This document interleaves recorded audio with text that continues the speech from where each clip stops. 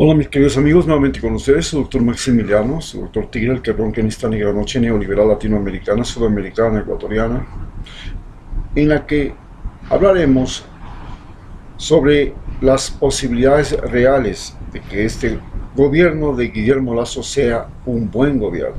No digo de que no se pueda sostener, a no dudarlo, esto de que el gobierno se sostenga a los 4 años es un asunto de la embajada norteamericana, porque simplemente si en Venezuela Maduro ha podido sostenerse gracias a la ayuda de China y Rusia, la pregunta es por qué no va a poder sostenerse Guillermo Lasso gracias a la ayuda del gobierno norteamericano.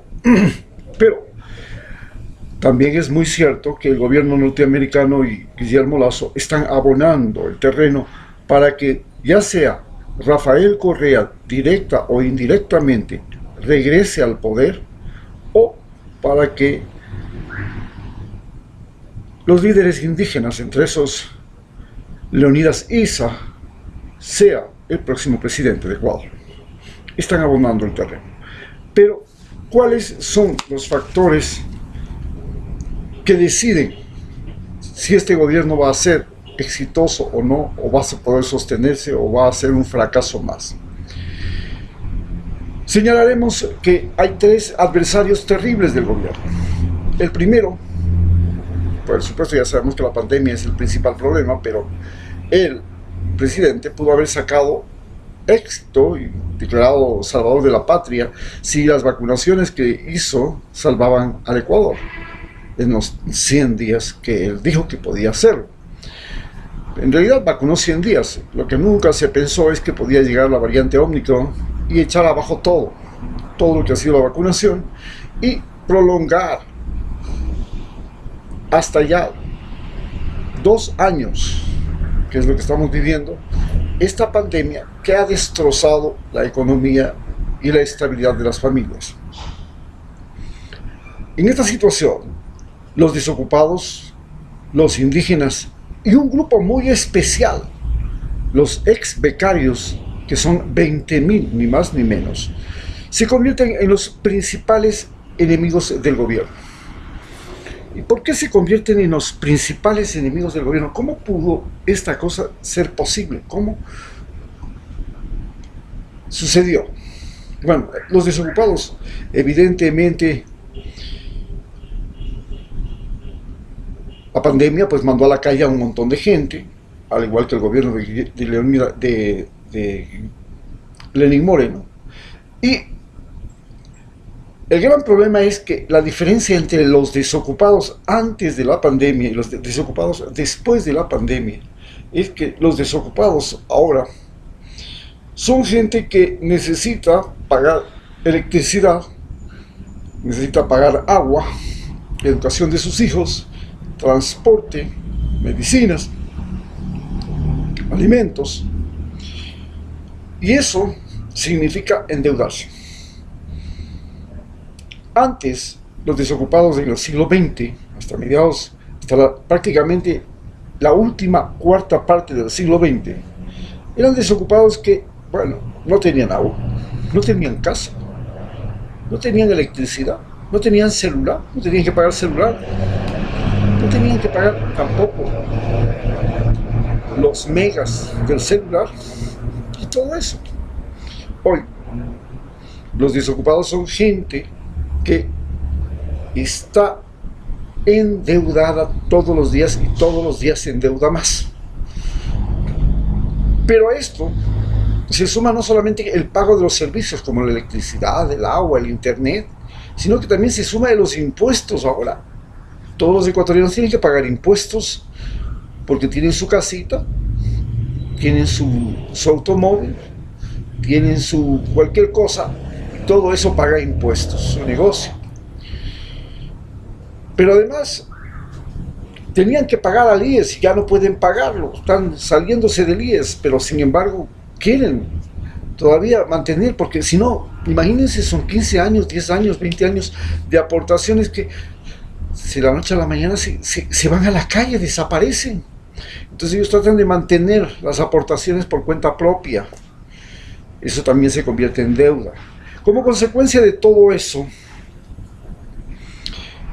se produce esta ola de desempleo, esta ola de migración que sale del país, y todos estos desocupados, que son ahora la más gran mayoría del Ecuador, desde los muchachos que tienen 16 años y pueden votar, hasta los viejos que también pueden votar, no importa cuántos años tengan, y que se encuentran en una situación delicada. Todos ellos se convierten en votantes, y estos votantes, por supuesto, van a votar en contra del que les cobra los impuestos, del que les cobra los intereses en el banco, los que les cobran las moras, lo que les cobran el IES, lo que les cobran por los servicios eléctricos, por el servicio de agua, por los impuestos de sus propiedades, en fin. Toda esta gente se vuelve enemiga del gobierno vigente, porque este gobierno no ha sido sensible, no se ha dado cuenta que no podía seguir cobrando altas tasas de impuestos, que no podía seguir cobrando altas tasas por los servicios, y eso es una soga al cuello que tiene este gobierno. Los indígenas, por supuesto, que históricamente han sido los más pobres del país, hoy son los más organizados del país. Y estos indígenas, que son los más organizados del país, nos demuestran que la historia de la humanidad, cuando un grupo de seres humanos se organizan, por ejemplo, los campesinos de mongoles se organizan y forman las hordas mongolas y conquistan el mundo. Llegan a conquistar a más de 100 millones de seres humanos, y ellos no eran tantos. Tenían apenas 40.000 jinetes.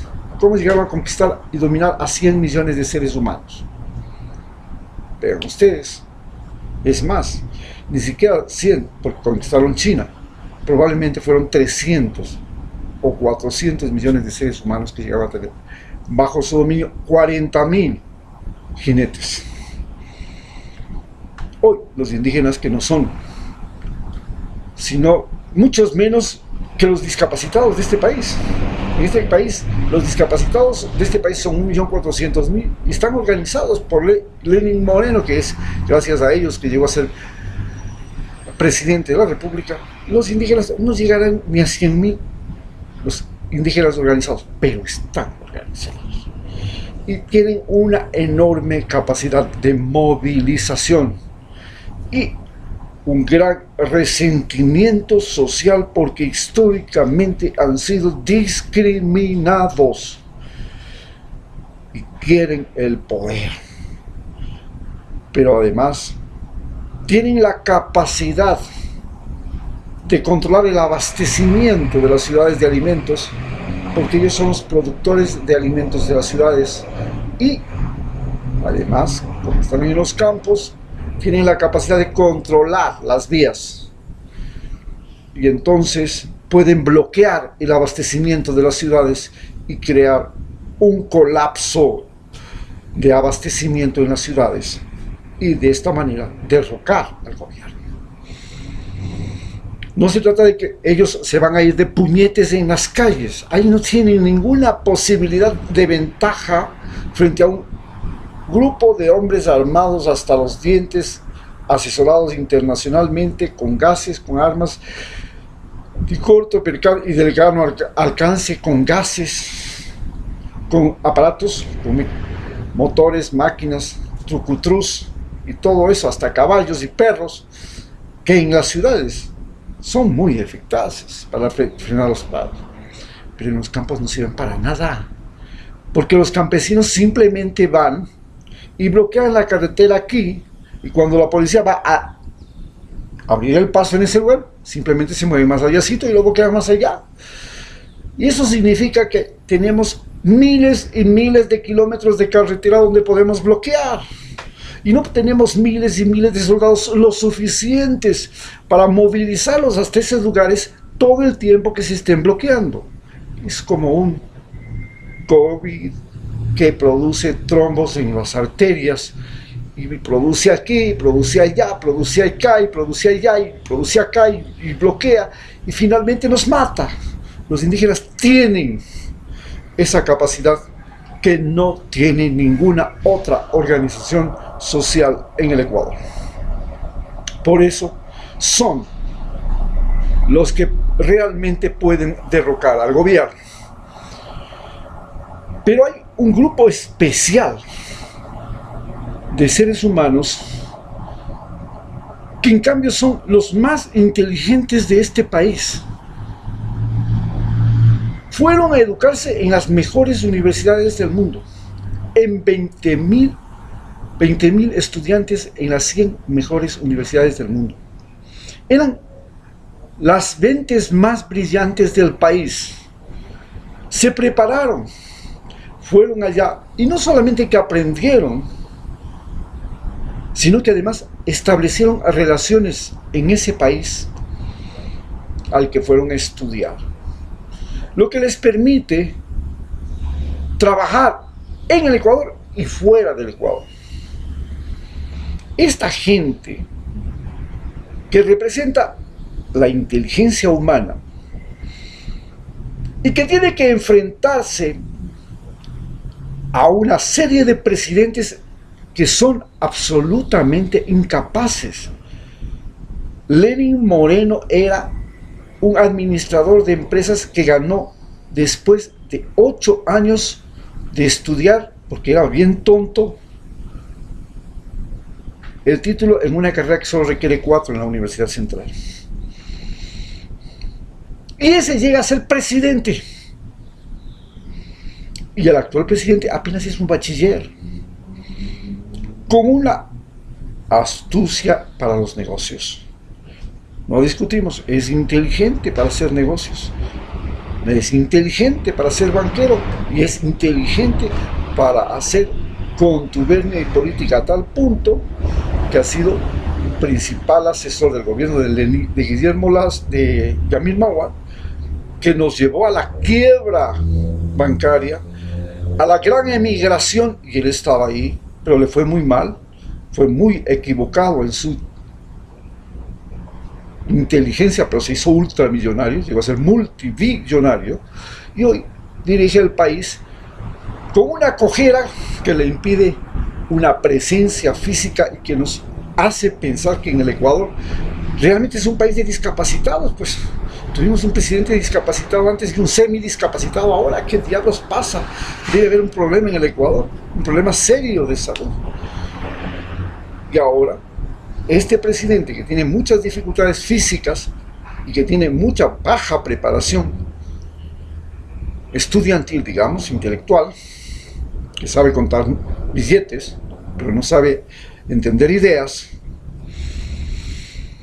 entonces nos controla. Y frente a él hay un grupo de gente que se formó en las 100 mejores universidades del país y que ahora se les obliga a regresar a este país a vivir la desocupación, porque tienen que estar aquí en el país devengando la beca, en un país donde la gente no tiene trabajo, no hay trabajo, estamos en la crisis, no hay empleos, y entonces les fuerzan a esos inteligentes del país, a los mejor preparados, a vivir en la desocupación.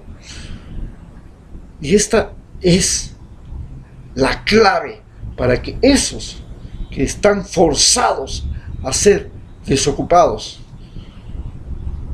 en este país reaccionen, usen toda su inteligencia, su elocuencia, su vivacidad para tumbarle al gobierno, para cambiarlo, para exigir o el retorno de Correa, que fue el que les dio la facilidad para ir a estudiar y prepararse, y les prometió que continuarían, y por supuesto para denunciar y para oponerse a aquellos que traicionaron el proyecto y los dejaron en la calle y ahora los quieren volver a someter y los quieren obligar a estar en este país Cuando los indígenas, los pobres, los narcos y todo el mundo se larga de él, entonces esta gente, que no es tonta, sino que es al contrario la más brillante del país, lógicamente, junto con los indígenas y junto con los endeudados, se convierten en los 3 peores enemigos de este gobierno. Muchas gracias.